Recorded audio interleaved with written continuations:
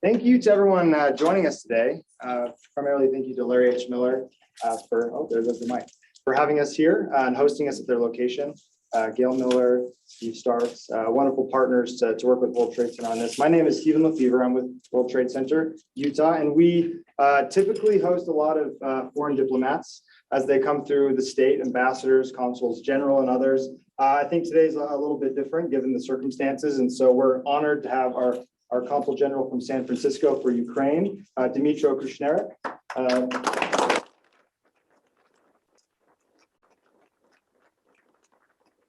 And so the plan today will go as follows. I first would like to invite First Lady Abby Cox to join me up front and share a few words with us. She just came from a meeting with Governor Cox and the Consul General, and she has a few things she'd like to share. And then I'll hand the time over to Jonathan Friedman to help provide an introduction to our special guest. And then we'll hear from him for 15 minutes or so. But the general idea today is we want to ensure that we have a good dialogue and discuss things that we can actually do to help Ukraine. Things that we can do here in Utah, things that we can do across the world. And we have a number of people here today that either have Ukrainian ties or are doing something to help the people there. And so we want to continue that dialogue, and there's a lot of great people in the room to do so. So without further ado, our wonderful First Lady, Abby Cox.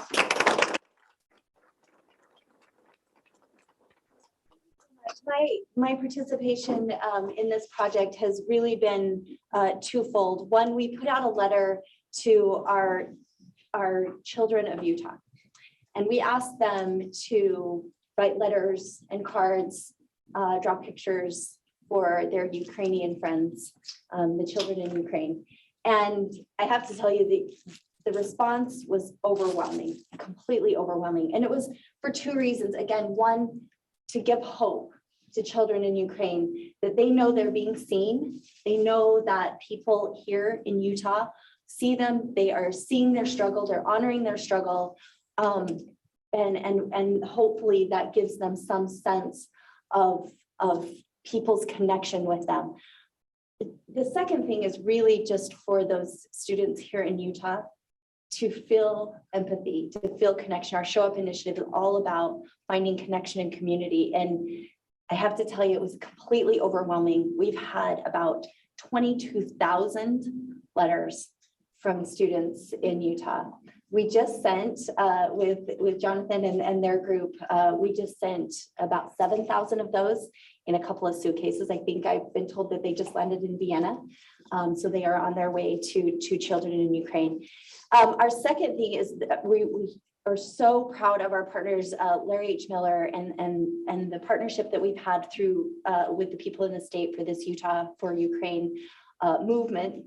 And they're doing amazing work, and they asked for donations, monetary donations. We did ask for some physical donations.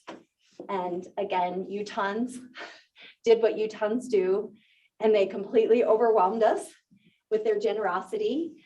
And so the Show Up initiative and our team has put together, we asked for volunteers to sort and organize the donations that came in. We have a total of 620 people signed up to organize these supplies.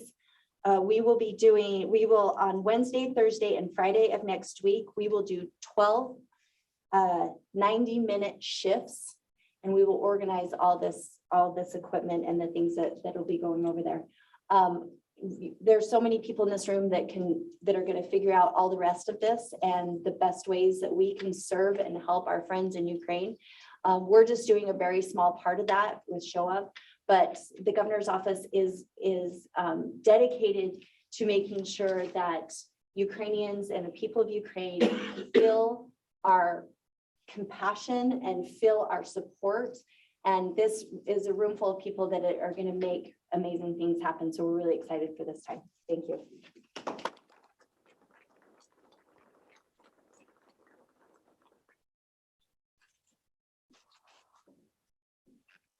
Thank you so much for having us today. My name is Jonathan Friedman, and I serve as the Ukrainian honorary consul here in Utah for the last 14 years.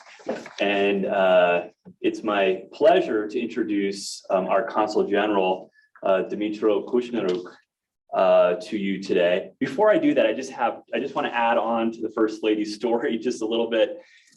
These 23,000 letters are just extraordinary. Many of them are written in Cyrillic, so the children can, understand them.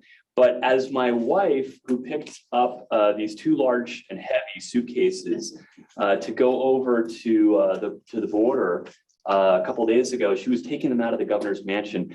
The governor happened to be pulling in and parking at that moment, and he jumped out of the car, knowing what these were. He ran over and had at least 100 pounds of suitcases here, letters, and loaded them personally into the back of my wife's minivan. So I think it's such a sweet story, and I think it really shows how invested the governor and First Lady are in this cause.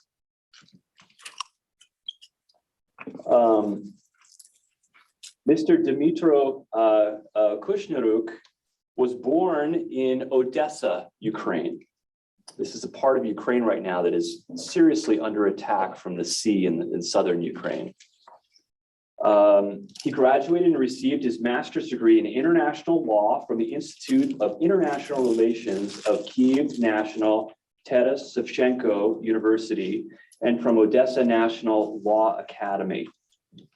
Dmytro joined the diplomatic service in 2006, having worked at different posts at the president's office. In 2012 to 2014, Mr. Kushneruk posted as a consular at the Permanent Mission of Ukraine to the United Nations in New York. In 2014 to 2020, Mr. Kushneruk served as Deputy Chief of Protocol to the President of Ukraine. Dmytro was appointed Consul General of Ukraine in San Francisco in 2020. It's been my pleasure to work with him the last couple of years since he has arrived in San Francisco. Unfortunately, because of COVID, this is the first time we've met in person. But I can tell you that he is a man that is deeply dedicated to the country of Ukraine, which he serves. And it's a pleasure to host him here in Utah today. Please join me in welcoming the Consul General.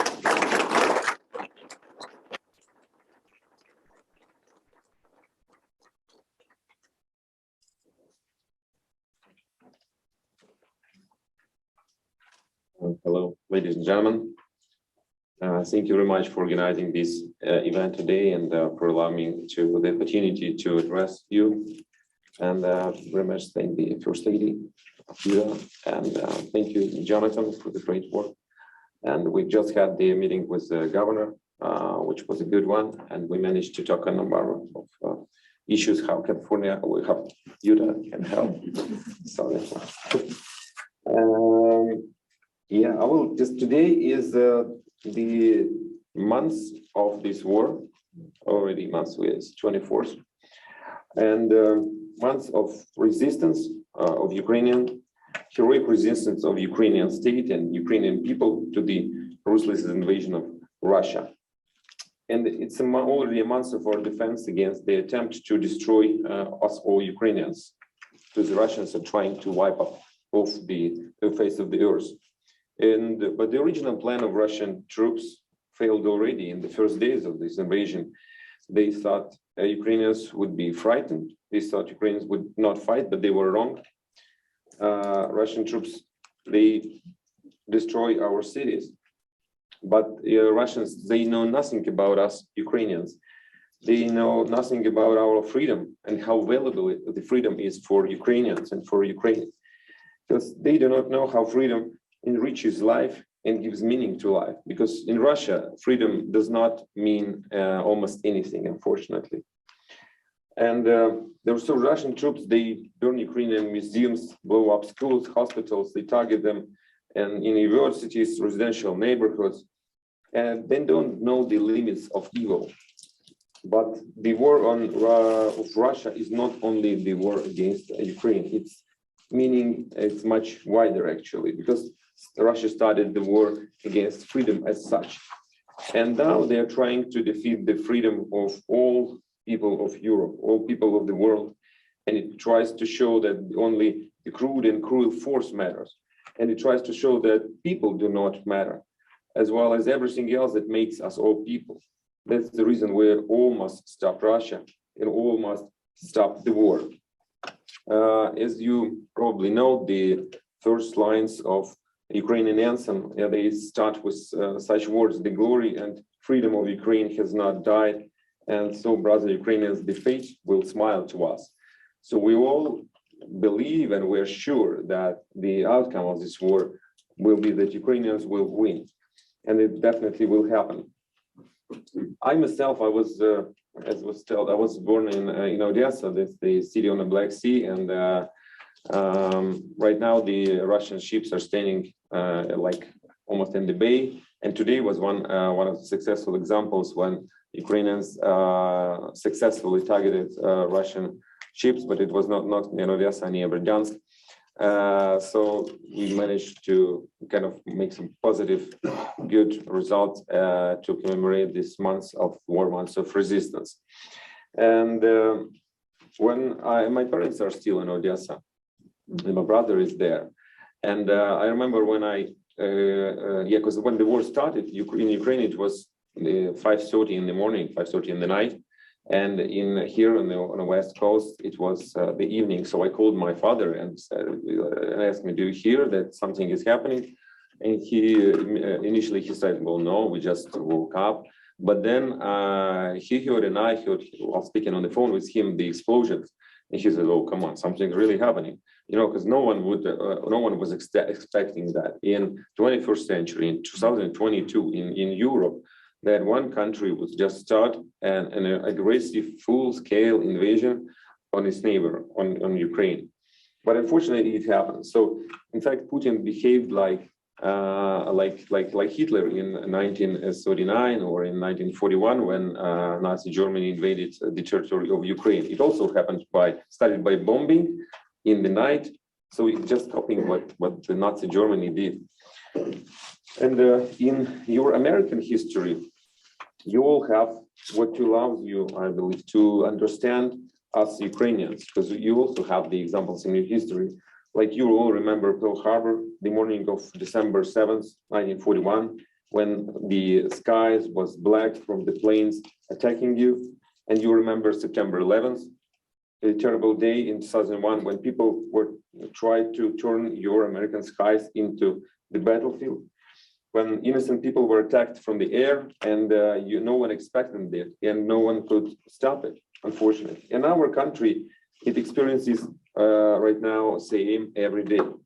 Right now, this moment, every night for 4 weeks already in various Ukrainian cities.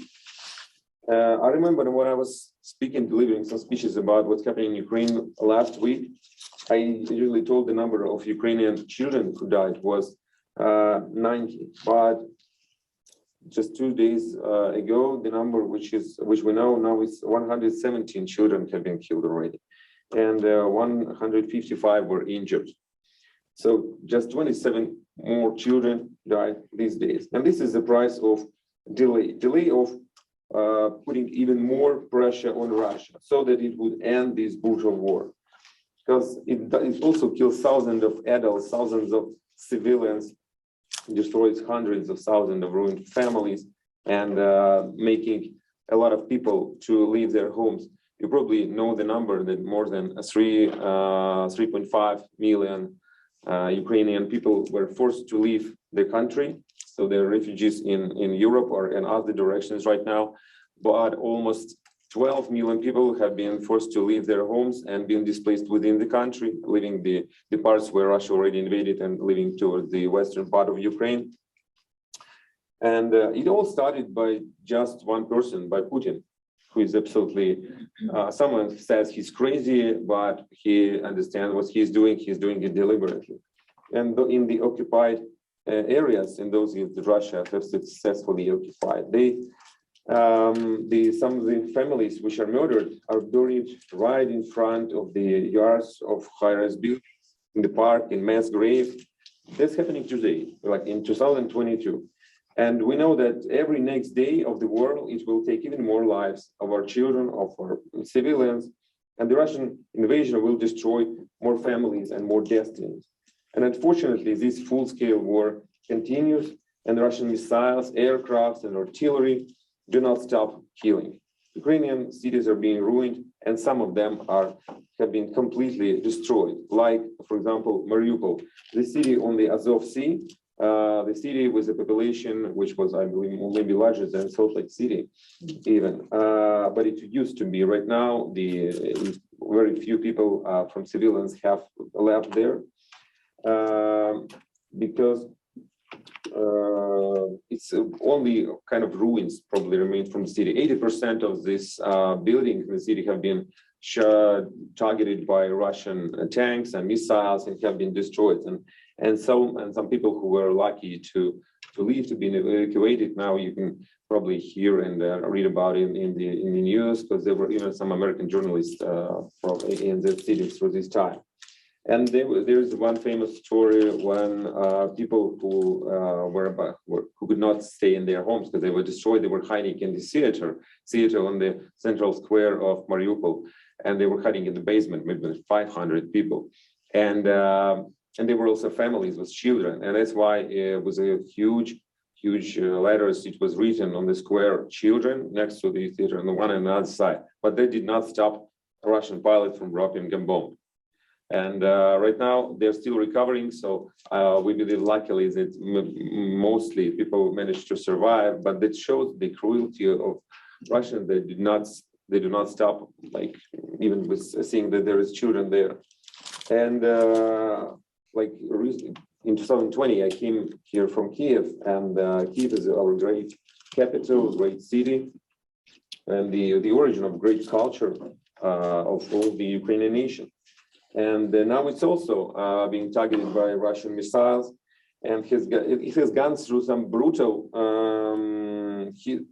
sides of history and brutal fights in the past. And now it deserves, after all that losses, to live in peace, like in eternal peace, like any other city, and here in the United States, like Salt Lake City and the other cities in Utah.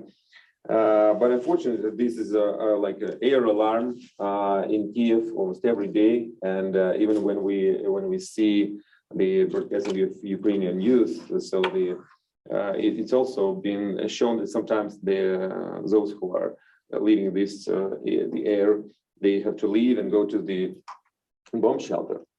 And near Kiev, there is in the neighboring towns, like small towns and districts, there are several huge groups of Russian troops, and they kill, they torture Ukrainian people, I mean civilians, they capture their homes, they do the looting of their homes, they try to steal from what people have in their apartments.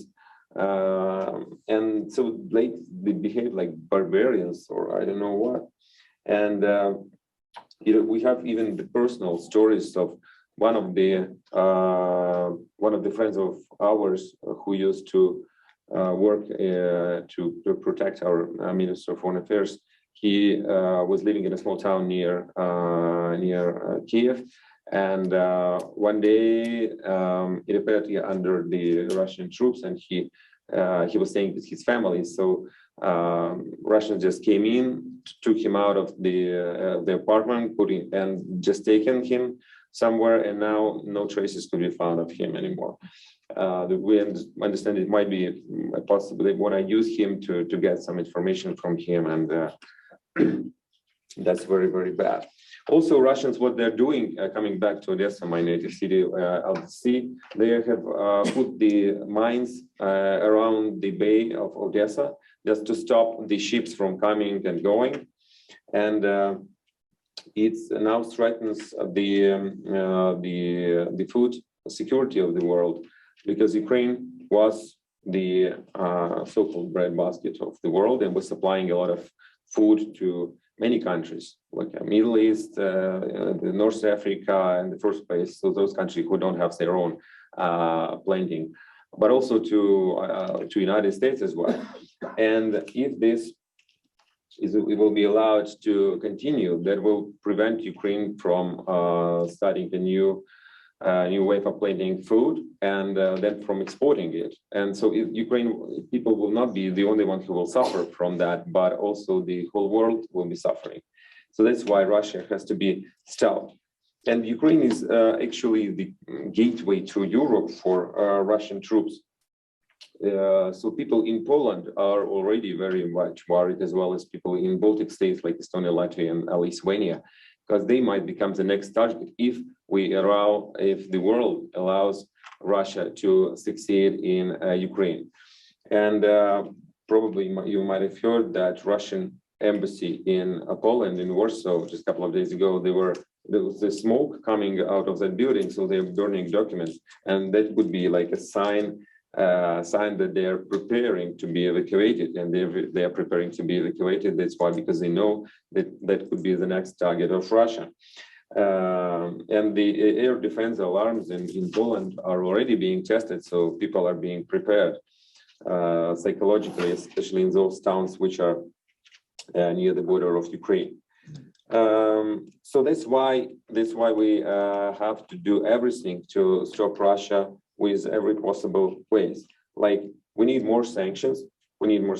It's very important. Just when I was sitting, we received the text messages from our minister. We have like a group in Messenger when he sent the tasks for all the ambassadors and consul generals around the world. And he says that right now, putting more economic sanctions is very important, because that's what hurts Russia, but it has to be done more effectively. And we have to target all the Russian companies which work overseas. So I assume that here in Utah, you also had Russian companies which had business probably with the state. And I assume that maybe that Utah businesses had some business with Russia. If that's the case, we really urge you all to stop doing that. And I believe that the governor supports definitely this, because the idea is not to target, to harm the Russian population. The idea is to make the leadership of Russia understand that if they continue, it will just prevent them from gaining money. And I don't know if Utah is importing any oil from Russia or not, but I can tell you that California does, for example, not a lot, but do. And we all urge it very much that on a state level, each state can do their part and start trading with Russia in order to stop. Because if you are trading with Russia, you're basically sponsoring what's happening right now in Ukraine. You're sponsoring the deaths of innocent children. And what else want to tell you? This war actually already involved not only the deaths of Ukrainians, but also you probably heard the stories that United States U.S. journalist Brent Ronald, who worked for New York Times, he was killed. Then the journalist from Fox News, Benjamin Hall, he received injuries of both legs. And the cameraman, Pierre Zakrevsky, who was also working for Fox, he also has been killed. And we can all say that, yeah, Putin is the one who is guilty, but it's not only Putin, it's the whole leadership of the country and all the military who support them, despite the fact that there might be some who don't. But and the population of Russia, those that part of it who support it, everybody shares that responsibility. Everybody. We'll believe that the negotiations must be successful in order to stop this war, because that's what President Zelensky is saying all the time. He's willing to, despite all the hate to Putin, of course, because Putin is killing our children, he's ready to sit with him at the table, one-on-one, and negotiate. But Russians are saying that no, they are not ready to do so. The only way to negotiate is, there was one example where our minister had talks with Minister of Russia Lavrov in Turkey, and the negotiations were not successful. And but some rounds are happening at the working level, and Ukrainian position in these negotiations right now, it's much stronger than it was at the beginning, because at the beginning Russia thought, okay, we'll conquer you in 2 days and we'll make you surrender, but it will not happen. It will not happen. And that's why probably Russians, they imitate their willingness to negotiate and try to use this time to bomb and destroy the infrastructure of Ukrainian cities, to make people suffer, to make pressure on our president, because our president is very compassionate about each death of every child, every civilian in Ukraine. But again, at the same time, the president proved himself a strong man. Absolutely, what Putin did not expect from him. He saw that just that the guy with the background of an actor who will not be able to resist the Russian invasion. But our president has, I believe, shown an example for the whole world. And with great leadership and courage, and even when he received the proposals to be evacuated, proposal from the United States, he said, no, I don't need any evacuation transport. What I need is weapons, more weapons to Ukraine, so that our soldiers could protect the sovereignty and freedom of our country. Because we don't have, even though we receive a lot of, like, our consulate, we receive a lot of calls and emails from citizens of the United States who say that they're willing to go volunteer to Ukraine to help fight. And there's a special process of so-called created international legion of foreign soldiers who want to fight. But we always say that only those who have the military experience and have really serious wish to do so can go. But we always invite all the people, if they want to help in a different way. And there could be different ways to do it. And so one way is to fundraise money, right? Everyone who can do it, we can do it is better than just going to Ukraine and help fighting. Because this money can be used to help Ukrainian armed forces to buy special protective equipment. This money could be, if someone doesn't want to spend it in that direction, they can spend it for humanitarian aid to Ukraine, which is needed. And when I was meeting governor, I passed to him the specific needs of Ukrainians in humanitarian sphere. It's a medical as well as food and some tactical medicine. So we can work later with our honorary consul, Jonathan Friedman, who will know all this, and he might be a point of connection to all of you, how to direct your efforts into some specific areas. Because the logistics of bringing stuff to Ukraine from here is of course complicated because it's too far. So it really have to be some very valuable medical assets which could be transported to Ukraine to help. And after the war will be over and after peace will be restored, the process of rebuilding Ukraine is very important. And that's where the help will be needed too. And we really believe it will happen soon. And we understand that a lot of money will be needed for that. And on one hand, something could be created like a Marshall Plan, which was created for Europe after World War II, could be created for Ukraine, with the help of the United States, with Europe. But we do not want you, like American taxpayers' money, to be spent for that. Right now, a lot of Russian financial assets have been frozen here in the United States and in Europe. So I think you better do is just take that Russian money and direct it to Ukraine. And that would be used, it will be absolutely justified thing to do, to rebuild Ukraine with the Russian money. And Russia had to be held accountable for that, and the reparation have to be paid by Russia. And what I want else to say that my generation, we've been raised by watching some movies, some Hollywood movies with such heroes and actors like Sylvester Stallone, Arnold Schwarzenegger, and Chuck Norris, who always fought for what's right, and they always win. And we still believe that the United States stands for democracy and freedom. So not only with just words, but with fists and muscles.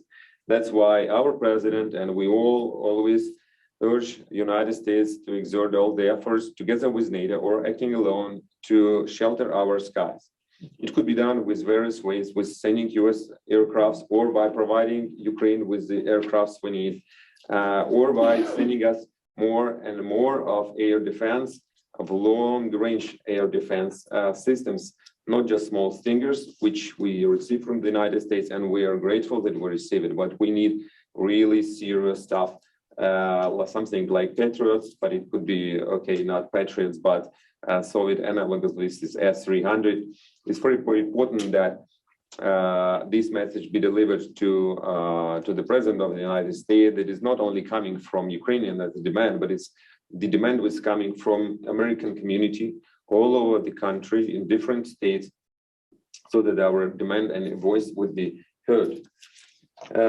And we in Ukraine, and I'm speaking on behalf of all Ukrainians, that from the first day of war, the people in the United States, and I've specifically felt it now when I spent this half of the day in Utah, that you have shared our pain, and you have, we are helping sincerely and from the heart. And that's, Ukrainians will always remember that. Will always remember that. You care, and your strength must be used to step with that one person, Putin, in order that the millions of Ukrainians will survive.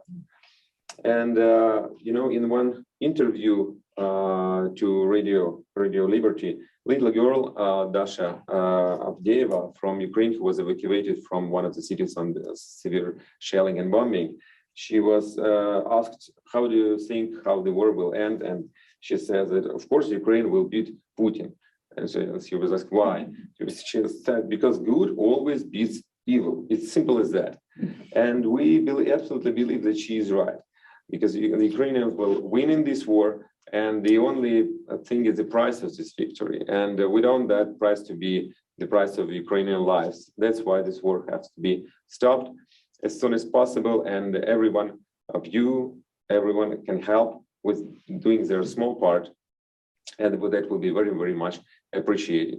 So I thank again the opportunity to address you, and I thank in advance to what you have already done to fundraise a lot of money, to work with the First Lady does, and many other officials do. And I know that there will be other fundraising events coming in the next days and weeks here in Utah. I will not be able to attend all of them, unfortunately.